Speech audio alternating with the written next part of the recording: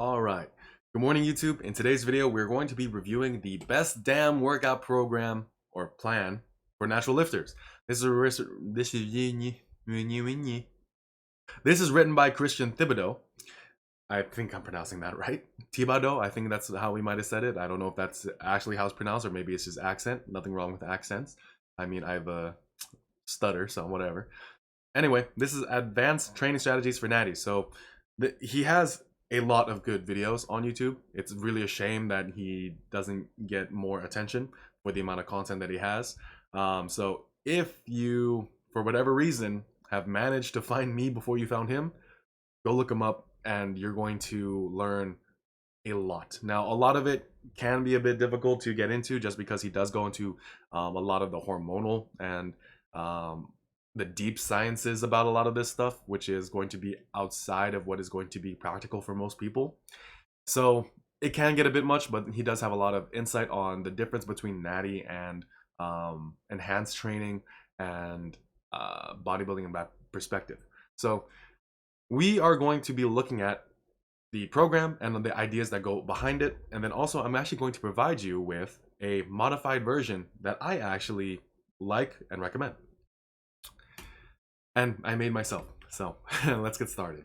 Here's what you need to know. The number one mistake for natural lifters is doing too much volume. Definitely. This is so true because how many natural lifters have I seen who go into the gym and do 5 to 8 different bicep exercises for anywhere between 3 to 5 sets? That's way too much. Way too much volume, and you're just doing a lot of junk volume. So not important there. Frequency is also super important. Hitting a muscle 3 times per week is the optimal frequency for natties. Now, there is going to be a lot of debate on this point in particular because we do know that when volume is equated, muscle growth can occur equally whether your frequency is once per week, 2 times per week, or 3 times per week. Now, here's the thing. My thought, or what I kind of notice when you implement a higher frequency approach, is the fact that because you're able to spread out the frequency, the amount of volume you're able to derive per day actually increases. Furthermore, the amount of effort that you're able to implement per exercise increases because of the amount of recovery that you allow. So with that lifter that I gave earlier in that example, they do 5 to 8 different bicep exercises. Let's say that they do, let's just do 6 for the sake of argument, right? Instead of doing 6 bicep exercises in one day, they do 2 exercises each day for 3 days. And then they're able to do, rather than, let's say, 3 sets because of the fact that they were doing 3 sets for so many different exercises, maybe now they're able to do 4 for those ones, and now the volume might change. And that now eliminates the condition that if volume is equated, I'm going to say that the volume that you accumulate is not going to be equated just not by quantity, but also by quality. You are entering every single time you revisit that muscle, you are slightly more recovered, and that means your proximity to failure, that means your ability to handle load changes, and that means that you can put more effort into a certain movement, into a certain lift, and get more benefit from it. So that's why I think it's really important to notice that, yes, when volume is equated, muscle growth is the same. But the thing that you should think about is volume going to be equated? Now, obviously, this is not going to mean you need to train hard every single time. You're not going to like lift heavy every single time, or at least you shouldn't. I do not recommend that one bit. But if you do a high frequency approach, a high frequency, high intensity approach is just going to murder you in the same way that a low frequency, high volume approach is going to murder you. So balance is key, but trying to just play around with it and see what works and test things out, man. Let's go from there. 3, the key to growth is to have a big disparity between protein synthesis and protein breakdown. The more volume you use, the more you break down protein. Not really going to go into that. That's something that he discusses a lot on his channel and in his videos because, like I said, he goes deep into the literature, deep into the science, deep into the hormonal profile of everything. And that is just somewhat outside of my understanding because I'm going to be straight up with you. I have a very surface level understanding of it. I leave most of that to the experts because I don't have enough education to make fully informed recommendations. I can only know basic concepts of how they can be used, applied, and understood, and that's really what I'm going to focus on. But anyway, the best split for the natural is a push-pull split. It is both physically and psychologically beneficial. So, cool. That is the basics, right? So the first point, don't train like a drug-enhanced genetic freaks, and that's true. Now, when it comes to performance-enhancing drugs, one thing, there's a couple things that performance-enhancing drugs do. First, they inject training tonnage into you. You are literally injecting yourself with training tonnage. What does this mean? If you take performance-enhancing drugs and you don't work out, you build muscle. So what does that mean? You are injecting a workout into the muscle. Now, let's say you do that in conjunction with working out. Then you build even more muscle. And here's the thing. The steroids, the performance-enhancing drugs, allows you to work harder and do more volume than a natural could. So how should a natural lifter train for best results? Basically like this. Do a push-pull split, push plus quads or pull plus hamstrings 6 days per week. With that amount of frequency, you only need 1 exercise per muscle group and 3 total sets. 2 sets of moderate intensity to get ready, and then 1 hard set. I do like that. Like John Meadows has a very similar approach with the idea of 1 hard set. So 1 second, just gonna drink a little bit of water. Sorry about that. The idea of 1 hard set. And I think that's a great way of going about this. But where it fails, in my opinion, is the fact that yes, a super high volume probably isn't the best for natural lifters. But at the same time, I am of the opinion that just doing 1 hard set isn't really the best way of going about it either. Now, you know, there's 2 sets of moderate intensity that precede it, and the 1 hard set is usually done with something that takes it to failure. And that's great for that's good for muscle building, but I think there's another way to go about it if you don't want to specifically go in that way. And me personally, I do like the idea of 1 hard set, but I also like kind of the just being able to do more sets. That's just a personal choice for me, right? So the number 1 natty mistake, most common mistake made by those who don't use performance-enhancing drugs, too much volume, as mentioned earlier. The whole purpose of training is to signal or build muscle, is to trigger muscle protein synthesis. And the thing is, protein synthesis is stimulated in natural lifters by training, which is why he recommends a high frequency approach. It's not signaled by volume, it's signaled by the frequency you hit the muscle. Now, this is why if you look at 1950s bodybuilders, Faz Lifts has a great video on this. They trained full body 3 times per week, 1 exercise per muscle group for 3 sets, 3 to 4 sets. That's what they did. So what is that? Frequency, low volume. Very similar here, is just changing it, breaking it down into a not a full body, because I know for a fact a lot of people dislike full bodies. But anyway, let's continue to go. Let's see, the more volume you do, the more muscle protein breakdown you get. You don't want that. Okay. Frequency is king. To maximize growth, frequency is king. And this is kind of like the argument that I could like make here is like, let's say you're trying to get better at a certain skill, sport, or whatever. What do? You do it more. If someone were to hold a gun to your head and told you, I need you to build the biggest quads you can in 3 months, and if they don't get at least 2 inches bigger, I'm going to shoot you. What are you gonna do? You're not gonna train it once a week. You're gonna train that shit frequently. So that take that for what you can. Let's see. So enhanced lifters, they stay anabolic all the time because of what they inject themselves with, but for the natural lifter, they don't really get that. Hitting a muscle 3 times per week is the optimal frequency for the natural athlete, and like I referenced that 1950s example, that's of how those guys and bodybuilders were trained. That's kind of a example of this idea. So let's look at the training split: pulling muscles, hamstring, back, biceps; pushing muscles, quads, pecs, delts, triceps. So let's see. Each workout will have 4 exercises, 1 per muscle group, 2 for back since it's made of many different muscles, and that's good. Because the back is such a huge muscle group, and the way that you train it and get the most out of it is going to be very different. This is one thing that can fail with this. It's the fact that, like, let's look at this, right? Where are the forearms? I mean, you could put that with biceps. I mean, you just say back, but I mean, like, there's the traps too. So that's probably why he includes like 2 back exercises. Where's the calves? I mean, if you are inclined to do neck work, where's the neck? So that's kind of a weakness that can be pointed out there. Regardless, you do 3 pull workouts, 3 push workouts. per week, using different exercises per workout, and that's good. 2 multi-joint exercises and 1 isolation exercises, and that's good there as well. How many sets should I do? So 2 preparation sets, that's the moderate sets. Get some blood in the muscle, increase my muscle connection. Your level of effort is between a 7 and a 10, RPE 7 and 10. So I think that's interesting that it's like he mentions it earlier as a moderate thing, but he brings it up to 10. I would say save that for the last hard set. Now he has intensification techniques such as heavy double rest pause. So you pick a weight that you can do 46 reps with. Do your hard 46 reps, and then you will do another 2 to 3, and then you just keep doing that until you can, I guess, or as written. Yeah, just read that. Anyway, then maximum mTOR activation. This is accentuating the eccentric.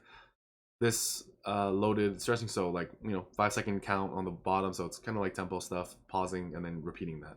And then drop sets. Drop sets are a great way of building muscle, in my opinion.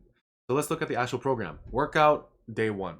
Romanian deadlift, 2 sets of 6 and 1 all-out heavy double rest pause set. So with heavy double rest pause set, yeah, you're doing 2 to 3 reps every 10 to 2 to 3, and then rest 10 to 5 seconds, and then you try to do 1 to 2. So that's what's going on there. Pronated lat pull down or pull up, and then 1 all-out heavy double rest pause set. So same thing there. Bent over lateral raise for the rear delts, 2 sets of 8 followed by a drop set. So that's good there. And then standing barbell curl, 2 sets of 6 followed by an all-out heavy double rest pause set. So here, right, I like the fact that this is basically the heavy day. You're doing Romanian deadlifts, you are doing pull-ups or pronated lat pull downs if you can't do pull-ups, which I recommend that you just work up to do pull-ups. And a lot of it, because it's all out heavy double rest pause, you're training past failure, and this can be looked at as the heavy day. Now for the bent over lateral, this is a great way to put a lot of volume into the muscle, and because it's a lighter movement. However, this is kind of where this kind of falls apart, to have just arbitrary sets and reps and methods apply to every single movement, because 2 sets of 8 on a bent over lateral, for one, I am of the opinion that for the rear delts you should stick to fairly high reps. Like I think 10 to 15 range is kind of like what you should stick to for something like this. And then for the drop sets, it should have been like 15, 12, 10. That's just me. Then we have workout day 2, with the push day, 2 sets of 6 and then all out heavy double rest pause. Bench press, same thing. Dumbbell lateral raise, 2 sets of 6, 6, 8, 10 drop set. The thing is, like I said, the dumbbell lateral raise, it's not going to be a movement that you should load all that heavy anyway. So I do like the use of drop sets, but I think this is just a bit much. Now, when it comes to volume, the thing that will change your volume a lot is sets, not reps. So I think here a variety of different reps would actually have benefited the program. Lying dumbbell tricep extensions and 1 maximum mTOR activation set. So just going to failure with eccentrics and tempo. So overall, not too bad. So my issue with it is here. The reason, I do love the use of intensification techniques, but the thing is, using them every single day and using them on a wide variety of different exercises and a wide variety of exercises in the same session, I think can be a bit much and can be a limiting factor for some people, especially if their conditioning isn't there and the muscular endurance just isn't there. So I think that for the most part, there are better ways to go about it, and we'll get into that later. Next is the lying leg curl, 2 sets of 6 and then 6, 8, 10 drop set. Starting out the movement with a movement such as this, I get it. I mean, it's a hypertrophy program, so it's not the end of the world by any means. I know John Meadows does something like that, but he uses it as a warm-up, not actually as the main work, and I'm not really the biggest fan of using these isolation type exercises as main work. Sorry, just checking because I need to get to work pretty soon. Anyway, with the leg extension, we got, leg extension, 2 sets of 6, then the drop sets. This is another light day. Me personally, I would have started the day with the military press or the shoulder press because that's the heavy work. And then same thing, I would have switched the exercise selection here, like our exercise placement, just put them up there. That's why usually one thing I would do here is it starts out with quads as the first movement, and there's nothing wrong with that, but generally speaking, I would much rather that you just start the day with a movement that requires the most amount of mental and physical energy. Then we have glute ham raise or reverse hyper. It's a great exercise. Doing tempos on it though, I've never heard of doing tempos on the glute ham raise. That's why I'm saying sometimes just need regular sets. Like there's nothing wrong with that. There's nothing wrong with just missionary, vanilla, good, old fashioned exercises. Supinated lat pull down. That's cool. Neutral grip, cable seated row. I like that. And then I would honestly have preferred to have seen the drop set here rather than the mTOR, but this is his program. Dumbbell hammer curl, 2 sets of 6 and 1 6-8 drop set. So the exercise selection, there's nothing really wrong with it because, like I said, like you're hitting the major muscle groups, you're hitting them in ways that are good, and you are training the muscles frequently enough. I mean, like you're isolating the shoulders, you're isolating the chest, the triceps. Like any day that like he has outlined, you are hitting those muscles. So it's kind of hard to say that you're missing anything. Like this is a pretty holistic approach. It's just the fact that there are ways to distribute the effort that I think would be a bit better. Hack squat, machine or leg press, 2 sets of 6, then max. I would much have rather seen like a drop set. Incline bench press. Here I would much rather have seen the heavy rest pause. And then dumbbell front raise on an incline bench. You can make an argument that this is unnecessary and you should just do some other lateral raise work. And that's the argument I would actually present. And I would do, you can do the tempo on that one also, but I would much rather do drop sets there and then drop sets here too. I think drop sets would just simplify the training program, but also make it a bit better just because I'm not the biggest proponent of like tempo work, and I don't really see I don't think it's something that you should really focus on per se. I think that like while it can work and while there is benefit to it, I also do think that there's other ways to train that are just as effective. So there's not much to say about the program. Like it's not bad. How can it be bad when there's like so little? And so if there is anything bad about it, it is the fact that there is really little about it, or that it is so little. And also I do think that the intensification techniques can get a bit much and they should be spread out a bit differently. So let's actually look at the modifications that I made to this program. So this program is a program that I have made that is very similar to it. It follows a very similar premises, but it also has a component of strength. Now, one thing that I did is that I did make it a heavy, light, medium setup. So we have a heavy pull, a light push, a medium pull, a heavy push, a light pull, a medium push. So it's a heavy, light, medium split, but each day it kind of like fluctuates between each thing. And it kind of goes from there. That this is just kind of like, it's not perfect in its description, but at least give enough guidance when I was making the program. So here we have the deadlift. 4 sets of 2 to 5 reps. So this is a bit high. This is I would actually bring this down to 3 sets, and then let's see, dumbbell reverse fly, and pull-ups 4, and then do dumbbell reverse fly 3. Okay, there we go, and then this one for 4. Yeah, so that started a bit high, but I think I made this. This is based on a program that I actually did give to a client. So yeah. Anyway, deadlift, 3 sets, 2 to 5 reps. Week 1, you do like, let's say 3 sets of 2, then 3 sets of 3, then 3 sets of 4, then 3 sets of 5 at weight. That's kind of how you go about it there. Then you do pull-ups or chin-ups. You want to aim for 8 to 12 reps and add weight if needed. So if you can't hit 8 to 12 reps, just train far enough from failure so that way you're able to get enough frequency with the movement and develop that skill. Then you're going to do dumbbell reverse flies, or even like the dumbbell skier, 3 sets, 8 to 12, followed by barbell curls, 4 sets, as many reps as possible. Here you can, like, let's say implement something that is laid out here and like do like the drop set or the rest pause, like the heavy rest pause. That is an option as well. Then we have the light bench press day, incline bench press, followed by the 6, 8, 10 drop set. So here you're trying to get it within the range of 3 sets of 8 to 12 and go from there. So after the 3rd set, after that last set of 12, you just go straight into the drop set. Then upright rows, 3 sets, 10 to 15, followed by rope tricep extension, 2 sets of 8 to 12. You can do the myo reps, and then try to hit 8 reps each time, and then repeat that.